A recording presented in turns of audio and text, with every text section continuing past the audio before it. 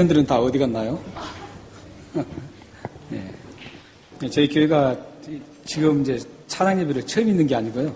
매주 마지막 주일은 찬양 예배로 저희들이 정하고 마음껏 우리가 찬양하면서 하나님 앞에 아름다운 영광스러운 찬양을 드리기 위해서 매월 마지막 주일을 이렇게 정했습니다. 그런데 이제 찬양 예배를 드리려고 하는데 그게 잘 안 됐습니다. 원래는 제가 사실은 수요일 날 이 체스우드 지역 이쪽으로 지금 찬양 예배 드리는 곳이 없기 때문에 저희 교회에서 이렇게 함께 찬양을 해서 이 지역에 있는 분들이 수요일 날 모두 모여서 함께 찬양하고 그렇게 막 하기를 원했어요. 그래서 그걸 시도를 참 많이 했습니다. 굉장히 많이 했거든요. 했는데 그때 가장 그래도 좀 되려고 했던 시절이 김홍문 전사님. 김홍문 나훈아 씨 닮은 김홍문 전사님 시절에 그게 조금 가능성이 있었는데 또 김홍문 전사님 또 훌쩍 떠나버리고 그래서 그게 또 안 되고 그랬습니다. 그래서 이제 할 수 없이 수요일은 안 되고 해서 주일 한 달에 한 번이라도 우리 새로 나오신 분들 또 아직 신앙에 깊숙하게 터치되지 않은 분들 또 우리 젊은이들 저희 생생하게 활성하게 막 이렇게 막 하고 싶은 분들을 위해서 매월 마지막 주일날 이 찬양 예배라고 요람에도 보면 나옵니다. 그래서 찬양 예배를 드리기 위해서 정했습니다. 오늘 이렇게 보니까 이제 앞으로 좀 희망이 보이고 기대가 좀 됩니다. 그래서 오늘 이 기대 이제 첫 시작인데 이것을 잘 좀 다듬어 가지고 우리 마지막 주일은 모두가 정말 마음을 툭 터놓고 다 토하고 하나님 앞에 마음껏 찬양하는 그런 정말 대단한 그런 분위기가 좀 이루어졌으면 좋겠습니다. 예, 물론 우리가 예배 드릴 때 조용하게 찬양한다고 해서 그게 하나님 받지 않는 건 아니에요. 그러나 이 하나님이 우리 이 CCM은 사실 우리 마음을 오픈하는 거거든요. 그래서 마음을 확 오픈하고 하나님 앞에 마음껏 찬양하는 그런 분위기가 됐으면 좋겠습니다. 사실 오늘 이 성경 말씀을 원래는 2장은 골로새서 2장은 참 중요합니다. 굉장히 중요하기 때문에 제가 골로새서 2장은 설교를 3번을 하려고 딱 계획을 다 잡고 아웃라인을 다 잡아놨습니다. 3번을 설교하려고 잡아놨는데 이 찬양 예배를 한다 그러니까 원래는 이 말씀이 아니라 원래 앞에 있는 부분 7절부터 이렇게 말씀을 전하려고 했는데 그 말씀을 전하고 준비하고 이렇게 3가지를 다 준비했는데 이 두 앞과 뒤에 이 부분은 사실 분량이 굉장히 많아요. 다루어야 될 게. 그래서 이걸 또 안 다루고 가면 안 되거든요. 그래서 이 두 앞뒤는 일단 다음으로 하고 오늘 중간 부분을 하섭시 계획에서 좀 변경해서 오늘 중간 부분 오늘 2장 16절 17절 말씀을 함께 나누려고 했습니다. 왜냐하면 찬양 예배를 드리기 때문에 시간을 많이 할애할 줄 알았어요. 많이 할애할 줄 알았는데 시간은 조금밖에 할애 안 하네요. 다음 조금 더 해도 됩니다. 그러면 제가 설교를 좀 짧게 하면 되니까요. 그래서 오늘 사실 설교를 좀 짧게 준비를 하려고 노력을 했습니다. 노력을 했는데 다른 때보다 좀 짧습니다. 그래서 짧기 때문에 찬양이 짧기 때문에 이 부분을 제가 선택을 해서 오늘 함께 나누게 되었습니다. 제가 신학교 들어가서 감사한 일이 있었어요. 참 감사한 일인 각 신학 분야의 당시에 최고의 신학자들이었던 교수님들을 만났던 게 감사했습니다. 그리고 그것보다 더 감사한 게 있었습니다. 더 감사한 것은 그 신학교에서 교수님 중에서 정말 뛰어난 인품을 가지신 분이 계셨어요. 그분만 보면은 정말 마음이 얼마나 좋아진지 몰라요. 사실 학문을 많이 하신 분들일수록 이 감성이 죽고 사실 좋은 분이 별로 없습니다. 학문이 많이 연구하고 이런 분들일수록 아주 냉철하고 이성적이고 그렇기 때문에 따뜻함이 없습니다. 그리고 인품적으로도 약간 모난 부분들이 좀 있어요. 다 그러지는 않죠. 그런데 이분은 사실 굉장히 학문적으로 뛰어나요. 뛰어난데도 불구하고 그 교수님만 보면 정말 모두가 저뿐만 아니라 모든 학생들 또 뿐만 아니라 같은 교수님들도 그분만 보면은 모두가 숙연해지고 참 본받고 싶은 분으로 계신 분이 계셨습니다. 뿐만 이분을 아는 분들은 타 교단을 다 떠나서도 이분을 아신 분들은 모두가 다 똑같은 그런 말씀을 합니다. 어떤 말씀을 하냐면 다른 분은 몰라도 이분만큼은 꼭 천국 간다고 확실한다고 이 정도 됐습니다. 그분 성함이 지금은 고인되셨지만 정원태 교수님이십니다. 이번에 이제 일찍 돌아가셨어요. 서울대 나오셔서 교수를 하시다가 이제 그 폐가 굉장히 안 좋으셔서 안 좋으셨는데 그러다가 일찍 돌아가셨습니다. 그 교수님은 지금도 모든 분들이 그리워하고 다시 만나고 싶어하는 분입니다. 그 교수님한테 많은 말씀을 드렸는데 그 중에서 정말 지금도 제가 목회하면서 새록새록 떼어오르는 말씀이 있습니다. 어떤 말씀이냐면은 진리의 말씀을 위해서는 목숨을 걸고 물러서지 마라. 그러나 진리가 아닌 다른 모든 것은 다 양보하고 모든 것에 다 죽어라. 죽으면서 목회하라. 이 말씀을 참 들었는데 그게 제가 목회 현장에서 직접 해보니까 얼마나 저에게 유익되는 말씀인지 모릅니다. 이 말씀만 가지고 정말로 목회하면은 저도 사실 덜 죽죠. 죽음이 좀 부족합니다. 그리고 저도 부족한 게 많은데 이 말씀을 새록새록 들어옵니다. 제가 사실 어려운 일이 딱 닥치고 어떤 일이 닥치면 이 교수님의 이 말씀을 잘 생각합니다. 이게 진리인가 아닌가 딱 판단합니다. 그래서 만약에 진리 같으면 저는 목숨을 담보로 하더라도 물러서지 않습니다. 그러나 진리가 아니고 모든 다른 것은 저는 언제든지 양보하려고 노력을 하고 있습니다. 그래서 지금까지 저는 목회를 하면서 그 교수님의, 정원태 교수님의 그 말씀이 참 많은 도움을 줍니다. 여러분들의 삶에서도 마찬가지인 것 같아요. 우리 그리스도인의 모든 삶에서 이런 구분을 잘 하셔서 살아가신다면 우리가 정말 예수 그리스도의 사람으로 하나님의 사람으로 모든 사람들에게 비춰줄 거라고 생각합니다. 만약에 하나님 말씀에 하나님의 영광을 돌리고 하나님의 영광을 훼손시키고 또 이 하나님 말씀을 훼손하는 그 진리를 훼손하는 일이라면 그것은 끝까지 굴복하지 않아야 되겠죠. 그러나 그 외의 모든 것 내가 가진 재산까지도 모든 것 다 양보할 수 있는 그런 사람이라면 그런 것은 내가 죽을 수 있다면 그게 곧 하나님이 그 사랑이 아니겠습니까?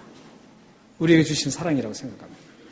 이렇게만 우리가 정말 잘 구분해서 그렇게 살아가신다면 정말 놀라운 정말 좋은 그리스도인들이 됐을 거라고 저는 생각합니다.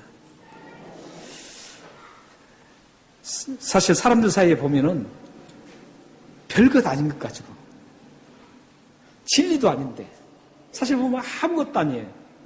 별것 아닌 것 같고 목숨 거는 분들이 참 많아요. 사람들 관계 속에서도 그런 것 같아요.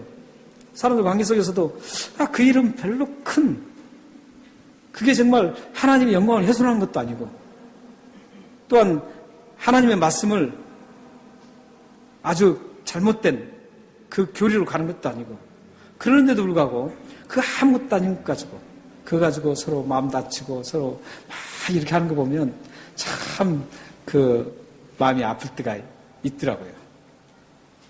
그러니까 이제 목사님 세계에서도 그래요. 마찬가지입니다. 목사님 세계에서도 예서 운동을 하다가도 보면 그거 아무것도 아니에요. 그냥 양보해버리면 되는 거예요. 그런데 그냥 아니라고 막 이런 거 보면 참 마음이 아파요. 우리 모든 생활 속에서 정말 이런 아무것도 아닌 것, 별것 아닌 것 가지고 목숨 걸 필요가 없습니다. 정말 목숨을 걸어야 될 것은 하나님의 이름을 훼손하는 일이 하나님의 영광을 방해하는 것, 하나님 말씀을 훼손하는 것 이런 것이라면 우리가 목숨 걸고 우리가 모든 걸 굴복하지 않고 가야 합니다. 성경에 믿음의 사람들은 다 그런 삶의 방식으로 살았습니다. 이런 삶의 방식으로 살았습니다. 세상 것은 다 포기하고 뭐든지 다 심지어는 자기 목숨까지도 생명까지도 가져가라고 내놓고 그렇게 살았던 우리 믿음의 선진들, 그 사람들 선진들의 그 삶이 얼마나 멋집니까? 우리가 그렇게 못할지라도 생활 속에서 우리 사소한 것들은 좀 다 양보하고, 사소한 것들은 진리가 아닌 사소한 것들은 우리가 좀 죽으면서 살았으면 좋겠습니다. 사실 우리가 살아가는데 그 사소한 것들, 또 정말 중요한 것, 이 본질, 이런 것들을 우리가 잘 구분해야 되겠죠. 우리가 여기 햇볕이 쨍쨍 났을 때 우리가 여러분들이 걸어가시면 여러분의 자신이 있고, 그 다음에 여러분들에게 햇빛에 의해서 비춰주는 그림자가 있습니다. 그림자가 있는데 그 그림자를 아무리 칼로 도려내도 상한 게 하나도 없습니다. 그러나 여러분들의 몸 손가락을 조그만 면도칼로 살짝 긁어도 상처가 일어납니다. 그림자는 아무것도 아닙니다. 그러니까 별 볼 일 아닌 것 아무것도 아니에요. 여러분들의 삶에 이런 본질을 가지고 살아가시기를 바랍니다. 사도 바울이 말씀한 그 그림자 말씀이 나옵니다. 사도 바울이 지금 함께 우리가 읽으셨던 17절을 보면 그림자와 실체가 나옵니다. 골로새 교회는 이단, 유대주의 이단들이 들어와서 복음으로 잘 바울이 잘 다져놨는데 갑자기 유대주의 또 노시즘이라는 그 영지주의자들이 들어와가지고 그 교회를 어떻게 하면 그 교회를 혼란스럽게 할까 이렇게 해서 들어왔습니다.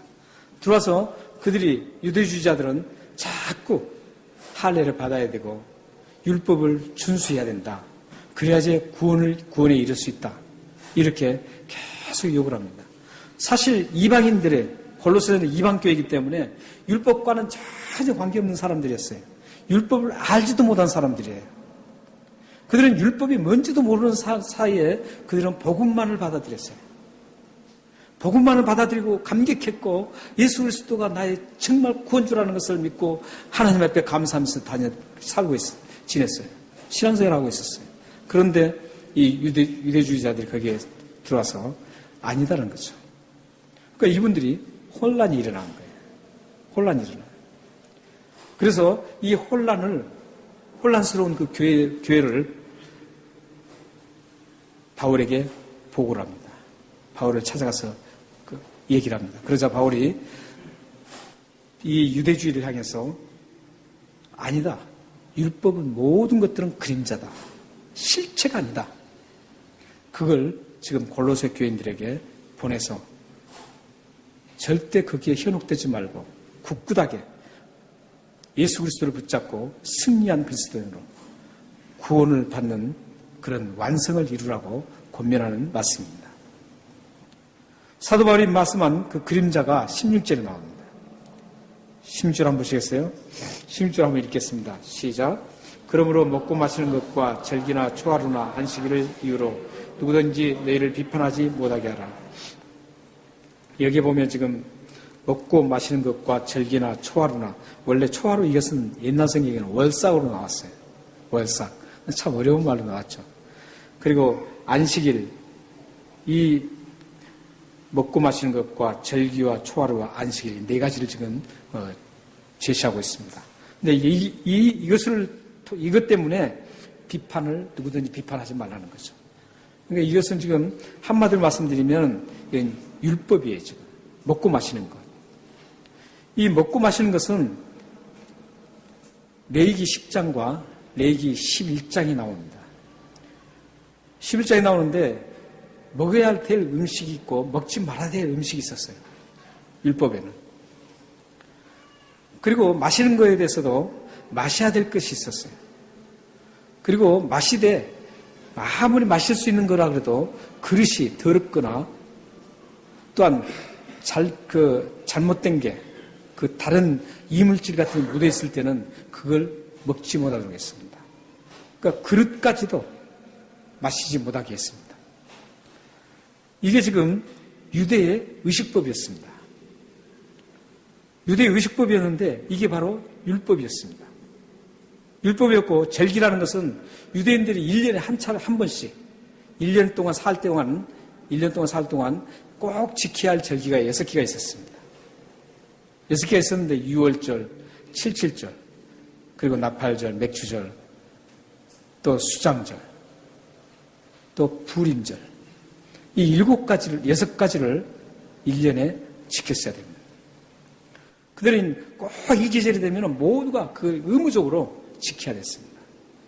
그래서 이것도 역시 율법이었습니다. 그 초하룻날은 민수기 10장 10절과 28장 11절에 15절에 나오는 말씀인데 거기 보면 유대인들은 달의 기울기, 달을 기준으로 했습니다.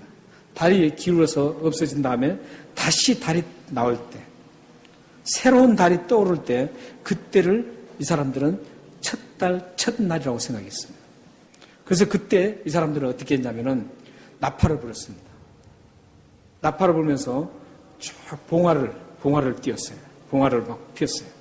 피우고 거기에서 또한 하나님께 제물을 잡아서 특별한 제물을 하나님 앞에 드린 날이었습니다. 그게 지금 제가 말씀드린 신명기, 민수기에 나온 말씀입니다. 이게 월삭이라는 개념입니다. 초하룻날. 초하룻날 이런 매달 초하루에 이들은 그렇게 했어요. 이것도 율법이었습니다. 그리고 여러분들이 잘 아시는 안식일은 잘 아시죠? 하나님께서 창조하신 그 6일 동안 창조하신 것을 기억하고 하루를 쉬셨던 7일째 되는 날 쉬셨던 그 안식일을 하나님 앞에 지키는 거였습니다. 이것도 율법이었습니다. 그러니까 지금 여기에서 나오는 것은 다 율법이에요. 율법입니다. 사도 바울이 말한 이 그림자였어요. 이것은 율법은 그림자예요. 그런데 그 그림자 아닌 실체가 17절에 나왔죠. 그림자가 아닌 그 본체, 실체가 17절에 나옵니다. 17절도 한번 읽어보겠습니다. 시작. 이것들은 장래일의 그림자야 몸은 그리스도의 것입니다. 사실 이 17절의 뒷부분이 약간 몸은 그리스도의 것이니라 이 부분이 번역이 조금 어렵게 되어 있습니다. 여러분들이 가지고 있는 성경에 NIV를 보시면 뉴 인터내셔널 버전을 보시면 거기 보시면은 굉장히 명확하게 번역이 되어 있어요. 그래서 이걸 이 자체만 보면 우리 한글 성경만 보면은 이게 그림자나 이것은 근데 몸은 그리스도의 것이니라 이것은 좀 이해가 좀 쉽게 안 되게 돼 있어요. 근데 영어 성경 뉴 인터내셔널 버전을 보시면은 NIV로 보면은 거기는 좀 쉽게 할 수 있습니다. 그래서 제가 번역을 해봤습니다. 어떻게 번역되냐면은 이 17절을 이것들은 장차 올 것의 그림자이나 율법이죠. 이것들은 실체는 그리스도 안에서 발견된다 이렇게 돼 있습니다. 실체는 그러니까 몸이라는 것은 실체로 이렇게 돼 있어요. 원래 실체는 그리스도의 것이니라가 아니라 그리스도 안에서 발견된다 이런 뜻입니다. 그 NIV 성경이 그렇게 돼 있어요. 그런데 원문에도 이런 뜻으로 되어 있습니다. 그래서 이 말씀을 보면은 어떤 뜻이냐면은 장래일 이 율법은 그림자인데 그림자인데 그림자에 있으면은 실체가 있어야 되잖아요. 근데 그 실체는 어디서 발견되냐면 예수 그리스도 안에서 발견된다는 거죠. 그것은 어떤 뜻이냐면 예수 그리스도 안에서 모든 것이 다 이루어졌다 이런 뜻이에요. 그렇기 때문에 예수 그리스도를 알면 율법의 그 그림자를 다 볼 수가 있어요. 그러니까 예수 그리스도 안에는 그 예수 그리스도께서 율법을 다 완성하셨기 때문에 마태복음 5장 17절 보시면은 예수님이 이 세상에 오신 것은 율법을 폐하러 오신 게 아니라는 거예요. 율법을 폐하러 오신 게 아니라 율법을 없애버리려고 온 게 아니에요. 이 율법이 요구한 것은 뭐였었냐면은 다 하라는 거예요. 이걸 하지 않으면은 정죄가 되는 거예요. 죄라는 거죠. 그러니까 그 율법을 지킬 수 있는 사람이 어디 있어요? 다 지킬 수 있는 사람은 없어요. 우리들도 율법 다 지킬 수 있는 법을 지킬 수 있는 사람 아무도 없어요. 우리는 지키는 것보다 못 지키는 게 더 많아요. 어쩌면 90대 1 정도밖에 안 돼요. 1 정도 우리는 율법을 지키고 하나님이 좋아하는 걸 하고 99는 하나님이 싫어하는 거 이런 걸 하는 우리 속성이 그렇게 돼 있어요. 아무리 깨끗하게 산다 그래도 그렇게 돼 있어요. 인간은 타락된 그 본질이 있기 때문에 어쩔 수가 없어요.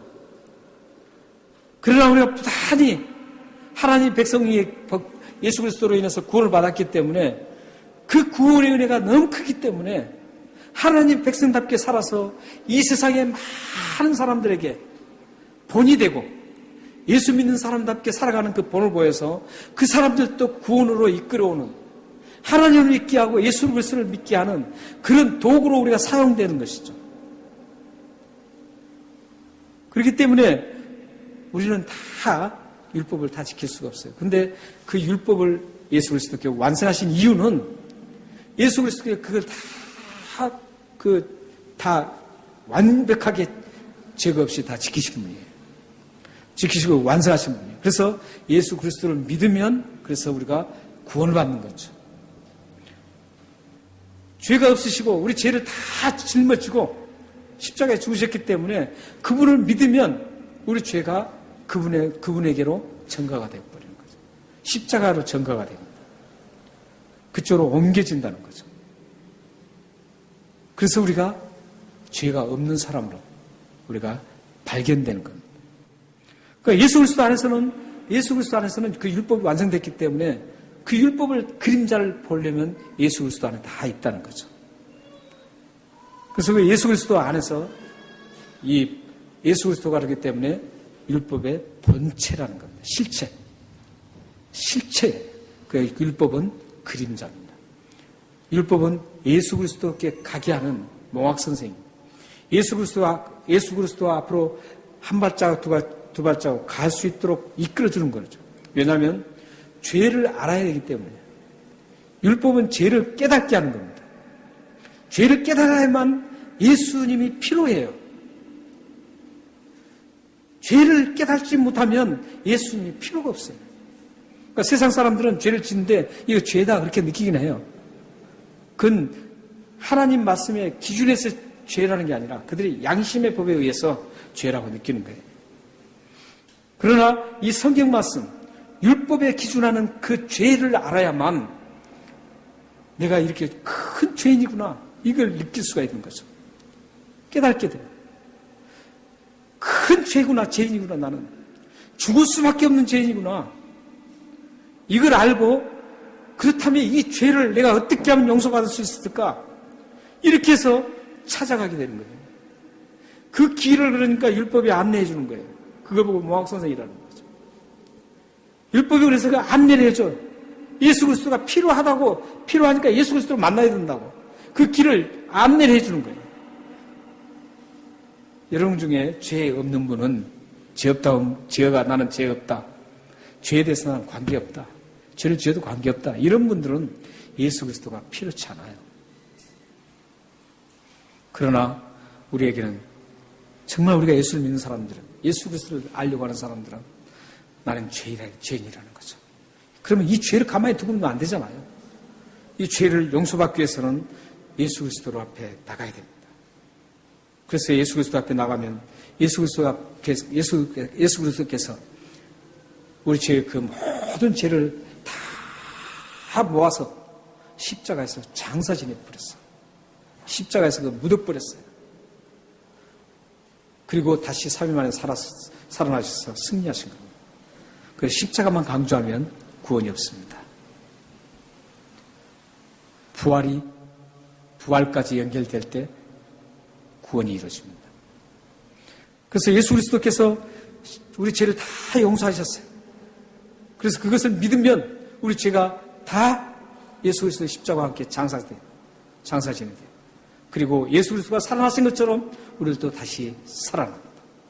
그러니까 예수 그리스도만이 우리의 모든 것입니다.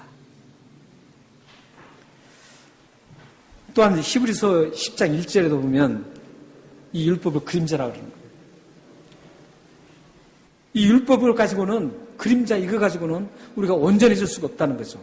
온전해질 수 없다는 것은 이것에서는 구원받을 수 없다라는 의미예요. 구원은 오직 예수 그리스도밖에 없어요. 예수 그리스도만이 우리의 구원을 주시는 분입니다. 여러분들은 그림자의 실체를 만난 사람입니다. 그림자를 따라가는 그런 여러분들이 아니에요. 그림자의 실체를 만난 사람은 그림자를 따라가거나 그림자의 삶의 방식을 살아갈 필요가 없어집니다. 그림자의 본체신 예수 그리스도께서 드러났기 때문에 이제 그 본체신 예수 그리스도를 따라가고 예수 그리스도께서 하셨던 그 삶의 방식을 따라가는 겁니다. 예수 그리스도의 삶의 방식이 어떤 것이었을까요? 그걸 새 계명이라고 합니다. 새 계명이라고 보면 옛계명이 있었다는 거죠. 옛계명이 뭘까요? 율법입니다. 새 계명이 뭘까요? 그 복음을 새 계명이라고 합니다. 그런데 새 계명의 그 핵심이 뭔 줄 아세요? 우리 한번 찾아보겠습니다. 요한복음 13장 34절에서 35절입니다. 띄울 겁니다. 같이 한번 읽겠습니다. 자, 시작. 새 계명을 너에게 주노니 서로 사랑하라. 내가 너희를 사랑한 것 같이 너희도 서로 사랑하라. 너희가 서로 사랑하면 이로써 모든 사람이 너희가 내 제자인 줄을 알리라. 사랑하는 겁니다. 율법은 하라는 겁니다. 하지 않으면 정죄합니다. 그러나 새로운 계명이 예수 그리스도께 우리를 용서하신 것처럼 사랑했기 때문에 용서한 겁니다. 우리 죄를 다 용서하셨어요. 사랑으로. 다 용서하셨습니다. 그래서 그 사랑이 새 계명의 핵심. 사랑의 핵심입니다.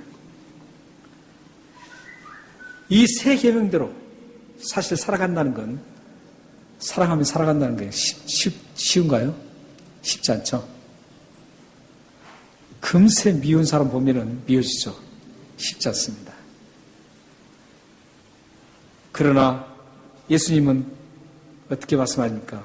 그 서로 사랑하라는 거죠. 사랑하는 사람이 어떤 사람이라고 그래요? 어떻게 된다고 그래요? 사랑하면 내 제자인 줄을 알 것이다. 어떤 사람이요? 모든 사람들이, 다른 사람들이 알 것이라는 거예요. 반대로 말씀드리면 사랑하지 않으면 저 사람이 예수 그리스도 제자가 아니라는 거죠. 그렇게 사람들이 보는 겁니다. 여러분들이 이 사랑을 해야 돼요. 사실 나에게 좀 참 안 좋게 접근하는 사람이 있어도 사랑하면요, 다음에 다 풀어지더라고요. 다 풀어져요. 그런데 사랑하지 않고 계속적으로 그 사람을 바라보면 자신이 내가 괴롭더라고요. 제가 괴로워요. 영적으로 유익이 하나도 없습니다. 그러니까 여러분들이 정말 사랑을 많이 하고 살면 여러분 주위에 있는 사람뿐만 아니라 여러분 한 발자국 더 나가서 있는 사람까지도 저 사람은 예수 그리스도의 정말 참 제자구나 이렇게 느낄 수가 있습니다. 그런데 만약 여러분이 사랑하지 않는다면 저 사람이 예수 믿는 사람이야? 저 사람이 예수 믿는 사람인가 참 의심이 간다고 이러는 말을 듣는 것이죠. 그 말을 듣는 것은 참 수치입니다. 예수 믿는 사람으로서. 수치예요. 왜냐하면 차라리 예수를 안 믿는다 그러면 괜찮죠. 그 말을 들으면은 그 말은 곧 하나님을 향해서 하는 말이나 똑같아요. 예수를 안 믿는 사람이 잘못하면 그것은 예수를 들미기지도 않죠. 얘기도 하지 않아요. 그런데 예수 믿는 사람이 잘못하면 예수 믿는 사람이 왜 저러냐 이렇게. 거기에 누가 들어가요? 예수님이 들어가요. 그러니까 그 사람이 공격받는 게 아니라 실질로는 예수님이 공격받는 거예요. 실질적으로는. 그렇기 때문에 우리는 정말 사랑을 하고 살아야 돼요. 사랑하면 모든 게 녹아져요. 여러분의 삶에 이 사랑이, 이 세 계명의 핵심인 사랑이 여러분 삶에 가득하게 넘쳐나기를 바랍니다. 사랑하는 성도 여러분, 예수를 믿는 여러분들은 그림자를 잡고 가는 사람들이 아닙니다. 다시 말씀드리면 율법을 잡고 가는 사람들이 아닙니다. 여러분들은 예수님을 잡고 가는, 실체를 잡고 가는 분들입니다. 사랑할 것인가 아닐 것인가는 여기에서 결정됩니다. 예수님의 실체를 잡고 가는 사람은 사랑하는 사람이고, 율법을 잡고 가는 사람은 정죄하는 사람입니다. 율법의 특징, 율법의 핵심은 정죄고, 예수 그리스도의 핵심은 사랑입니다. 여러분들이 정말 여러분 가정을, 가족의 구성원들을, 또 여러분들의 친척들, 여러분 주위 사람들을 예수님의 생명을 연결시키길 원합니까? 그렇다면 여러분들이 사랑하십시오. 사랑의 사람이 되십시오. 그러면 얘기 안 해도 그분들이 언젠가 예수 그리스도를 믿겠노라고 오게 되어 있습니다. 정죄, 율법주의자들, 율법주의로 정죄하면 그 사람은 절대 그 사람을 통해서 사랑의 예수 그리스도를 만날 일이 없습니다. 사랑하는 여러분들을 모든 삶 속에, 여러분 가정 속에 세계명인 이 사랑이 가득 넘쳐나서 많은 사람들의 허물을 덮어주고 그들을 축복의 통로로 인도하는, 예수 그리스도의 길로 인도하는 그런 놀라운 축복의 삶이 되기를 주님의 이름으로 축원합니다. 기도하겠습니다.